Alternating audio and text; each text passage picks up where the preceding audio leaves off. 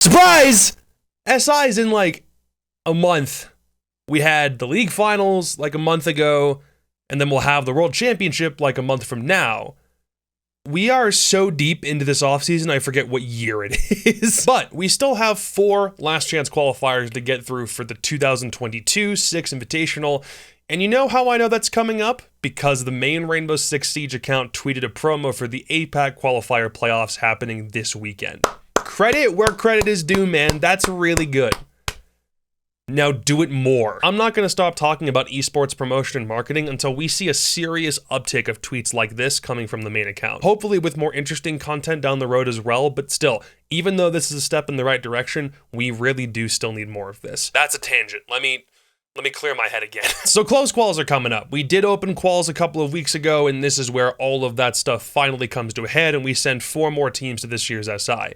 Thing is, quals for this year work a little bit different to last year. Most of them happened within the same span of like 2 to almost 3 weeks last year, which gave teams at minimum a month between winning the qualifier and the start of the tournament in order to get ready for it. But this year, it's 1 qualifier every weekend, essentially until SI begins. APAC starts tomorrow and runs until the 9th. Latin America is the 15th and the 16th. Europe is the 22nd and the 23rd, and North America is the 29th and the 30th. Bear in mind that SI begins on the 8th of February. I guess, as a viewer, this is pretty cool because we'll get 1 mini bracket per week as a build-up right into the main event. But if you're any of those NA teams with like a week turnaround time and you don't even know if you're going to SI or not, that's freaking rough. Especially given the way that COVID is ravaging North America might make it really difficult for some people who aren't Canadian to even get into the country. That's something I don't even want to think about. But that said, I'm personally really happy that this break that we've had is over and we're finally getting injected with some games over the next few weeks. And all of these brackets should be really damn fun to watch. They're all 2 days long, 4-team double elimination best of 3s, except for Latin America, because they just had to be so special. And all of them are examples of their region's best remaining talent with a few fun exceptions. So let's jump into all of these in order. APAC kicks off the quals this weekend with Cyclops, Invictus, Talon, and a little Hong Kong team called APR.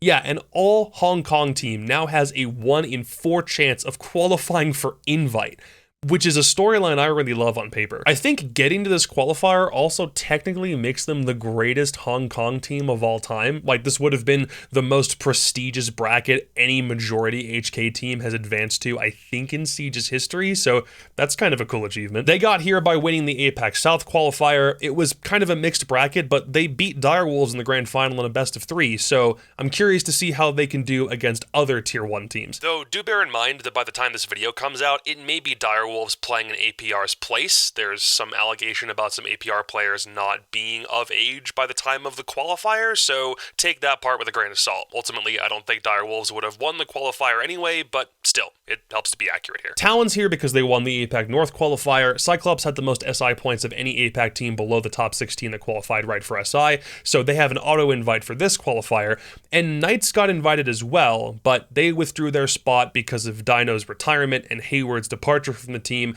both of which the org announced earlier this week. So the spot went to Invictus instead, which, by the way, now have Hysterics back full-time. He confirmed this week that his national service in Singapore is complete and he can go back to playing LANs with his team again without fear of getting interrupted, which is fantastic because he's a really integral part of that roster. I'm not going to do predictions per se for these qualifiers, but I am leaning towards either Cyclops or Invictus taking the APAC spot. Cyclops have fallen off a little bit since Mexico, but it would be great to see them back at SI so that they can start this redemption story after almost making it out of groups last year. But with Invictus operating at full strength again, it's kind of hard to call. I imagine we'll probably see a brawl between these two in the grand finals to see which one of them goes to Montreal. Latin America is the next weekend, January 15th and 16th, and has a slightly different format to every other region. MIBR, Phoenix, and Malvinas had the most SI points from each of their respective subregions, so all 3 of them were auto-invited. Then those same subregions also had 1 qual each, so Black Dragons, Atheris, and Furious Gaming are also here. Atheris, like, I don't actually even know if they're going to play. Like, this qual is actually happening on land in Sao Paulo, but they can't go because one of their members is not fully vaccinated. So they pulled out officially, but now their coach says he'll step into play, but they're still not confirmed back in the qualifier because I don't think their coach is the healthiest guy in the world. It's really confusing, though to be fair, I didn't think they were going to win this qual. MIBR and Phoenix get a bye to the single elimination playoff bracket, whereas everybody else, regardless of who it is, has to play in a BO1 round robin group stage, and the top two of them join MIBR and Phoenix in the playoffs. And Atheris very well could have been eliminated in that group stage in the first place, so maybe it doesn't matter too much, I don't know. And at any rate, at this point, I still don't think that a Mexican or a South American team quite yet has a chance of getting out of a bracket that has two Brazilian teams in it anyway. Though, this will be interesting because Phoenix won the Mexican championship. They've played some Copa Elite 6 games against the best Brazilian squads like FaZe or NIP. So what happens when they play BR teams kind of towards the bottom of the spectrum? Might be a closer game. I'm still going to say either MIBR or Black Dragons will win this thing just because it's Brazil and there's no reason to think they won't win in their own region, but whichever one of them does win isn't really going to be the best Brazilian team there. Like, they won't hold a candle to any of their other 5 BR6 compatriots that are already going to SI. Oh my god, Brazil might have 6 teams again this year! Europe follows the next weekend, January 22nd and 23rd, with Vitality, Kavana, Secret, and M&M. So no matter what, all European teams this year going to SI will be EUL teams, even M&M, who won relegations just last month. Vitality and Kavana had the most global standings points, Secret won the first qualifier, and M&M won the second qualifier. I'm mentally giving this one to Vitality. It's the one that makes the most sense. They made it to the Sweden Major, very nearly made it out of a pretty close group stage, and they even won a LAN this year by beating BDS in the French League finals. But even then, it's still Vitality. Like, this team could fall apart theoretically any second, but no one else here really makes that much sense yet. I'm not giving it to Kavana because they've been public about trialing a new 5th player for a couple months now, which means somebody on that team knows or has a suspicion that he's getting replaced, which can't really be good for Kavana's overall mental state. Secret did really well by winning relegations and confirming that they will be in the EUL for the 2022 season, but I think there's still a good reason for why they're at the bottom of the table in Europe at the moment. However, they might want to restructure themselves, probably won't make itself manifest in-game until the next season starts, so right now, in terms of them winning a qualifier, I'd say it's a bit too soon. Honestly, this qual is just going to serve as an early preview for how M&M stacks up in best of 3s against their soon-to-be rival teams in the EUL.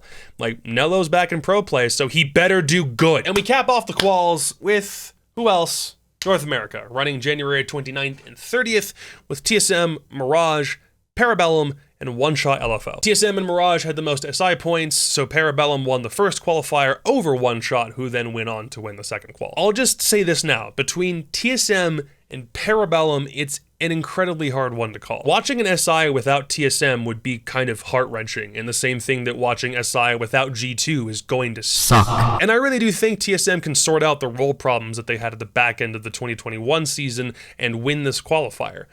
But if Parabellum win, that makes them the 2-time back-to-back NAL qual champions. There's only one other team that's done that, and that's SSG, so that would be pretty prestigious company to be a part of. Not that I don't think Mirage or One Shot have 0 chance, but considering TSM has the talent to make it big again provided they shift things up, and Parabellum's role simply can't be slowed at the minute, I don't think it's unreasonable to assume it'll be a grand final showdown to the death between these two in particular. There's good and bad signs to both winning, and I genuinely don't know who to root for. But ultimately, for each of these qualifiers, somebody's gonna win and join the other 19 teams in Montreal for SI, unless Omicron decides to roll through like a tidal wave again, and if it does, I will be very sad. But the easiest way to remember this is that it's one qualifier per week until we finally get to the biggest dance of the year. And because quals are so spaced out, the rest of the usual SI preview coverage that we do every year is going to be a little bit different as well. I'm going to do a YouTube community post on how that's going to work later. So hit up my Twitter, my Twitch, and my YouTube channel for all of this stuff coming out for the Six Invitational this year before it finally drops. And let me know who you think is going to take each qualifier in the comments. And then afterwards, be sure to come back and let me know how much I suck when Talon, Phoenix, Secret, and Mirage somehow win and prove my instincts totally wrong. Don't worry, I can take the hit. Because I'm fat. I'll see you after this weekend. Peace.